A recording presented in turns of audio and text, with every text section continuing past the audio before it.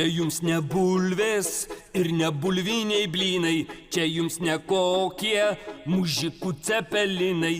Jei nori jaustis kaip šeichas koks arabų, išeik į miestą ir pavaryk kebabų. Reklamos skydas, kaip tikras kinas mirksi, jei 3 kebabus pas mus tu nusipirksi.